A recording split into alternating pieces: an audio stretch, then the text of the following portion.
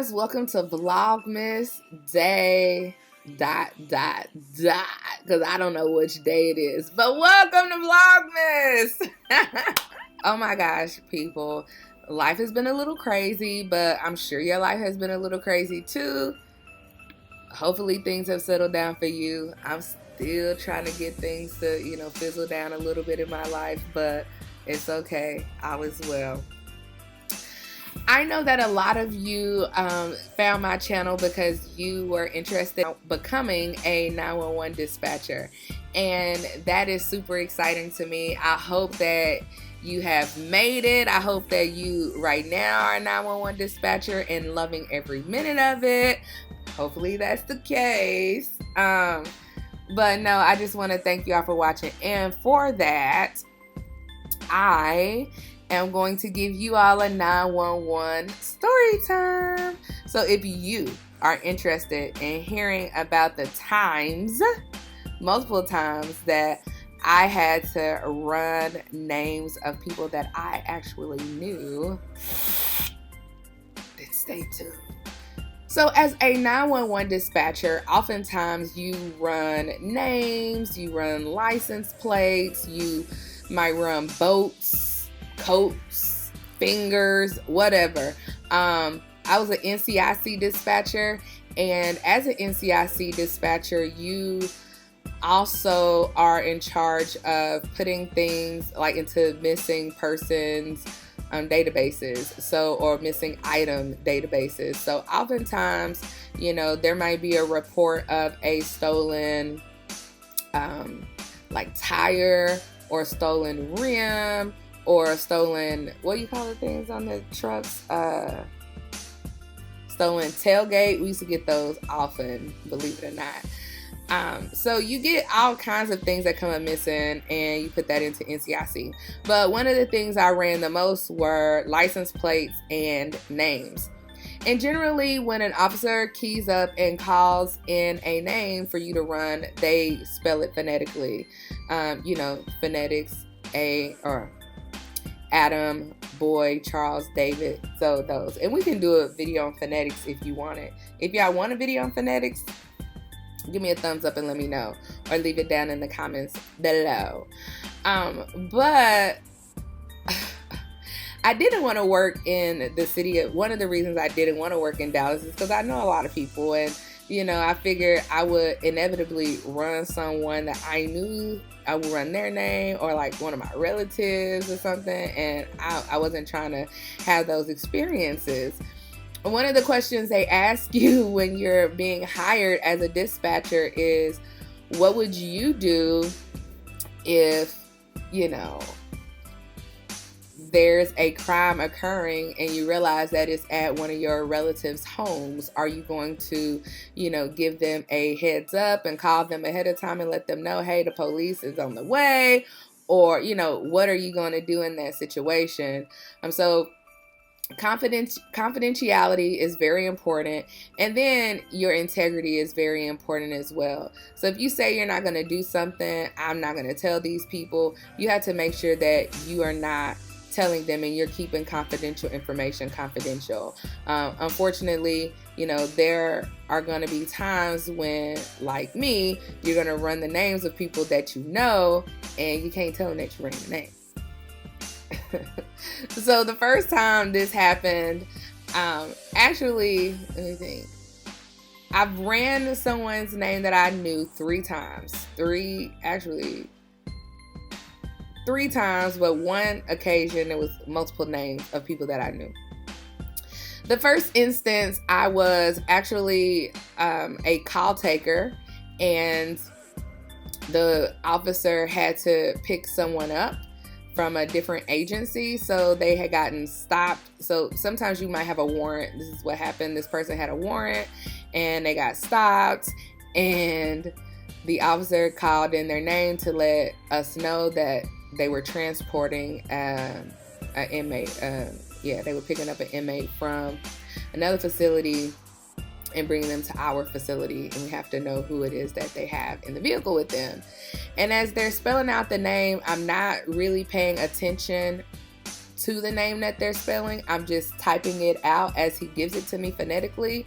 They say, you know, the race and gender, and then the date of birth. And, you know, then you push enter, you run the name. And I'm looking like, wait a second. I've been knowing this person since we were kids. Like, what the hell are they arrested for? Later on, because again, I'm friends with this person on social media.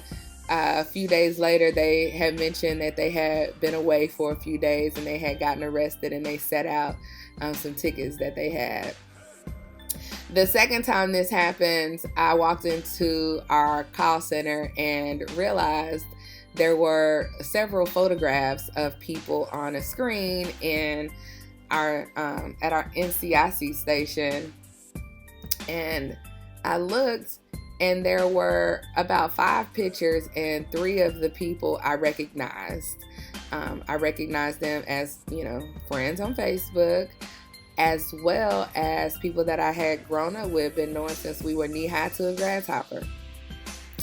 And sure enough, they were suspected of some things, and a warrant was executed, and I ended up having to run their names through the FBI database to find out, you know, their criminal history and all of that. Obviously, when you run someone's name that you know, you do have to disclose that information so that your supervisor is aware, so that if something does transpire, you've covered your ass, right? They say CYA, cover your agency, but we know what that stands for, okay? And then the third person's name that I ran, what was interesting, I can't be too specific on this one. The interesting thing about this person was that I knew the person, but I didn't know their real name.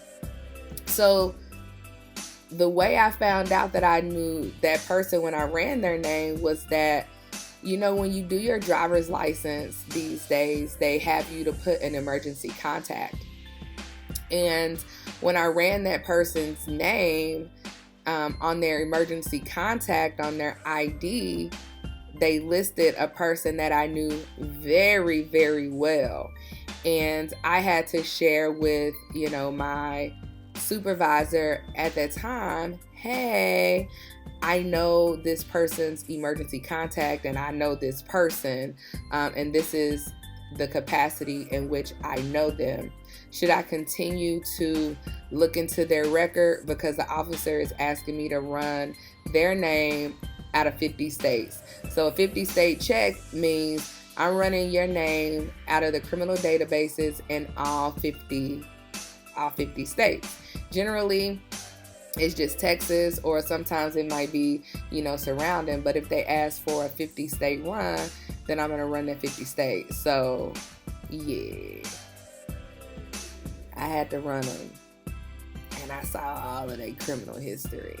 And I did not even know some of the things that I found out. I'm like, oh, no. And it made me feel some type of way because I couldn't say anything about it. But luckily, that person wasn't directly involved with the emergency contact anymore. So it kind of worked out. As a 911 dispatcher, you will often have to run the names of those that you know, unfortunately. But you can't tell them. You cannot tell them that you've had to run their names. You cannot tell them that, you know, the police are looking for them. You can't tell them that. Most people that are wanted, they know that they're wanted. They usually have done something that has happened to make them wanted, and they know what they've done. Most people that are running, they know that they're running. Like, it is not no secret. Like, they be like, damn, they got me. The popos got me. But they know. So as a dispatcher, you just have to keep things confidential. Some of those stressful jobs, or at least the ones that I've had in my life, required a certain amount of confidentiality when I did the job. So oftentimes I'm not really even able to talk about what I do exactly. I can talk about what I do, like big picture, but ultimately talking about the people and the circumstances and all of that stuff, I can't talk about. In 911, you can't talk about those things. You can talk about the stories, but you can't give any specifics or anything like that. You can get in trouble. We don't want you getting in trouble. But thank y'all for watching. I hope you like this video, and I'll try to get some more 911 things out during this Vlogmas, because I don't want y'all to be left out, because you know y'all the reason why we here, why we out here. So thank you all so much for watching, and I'll see you next time. Bye.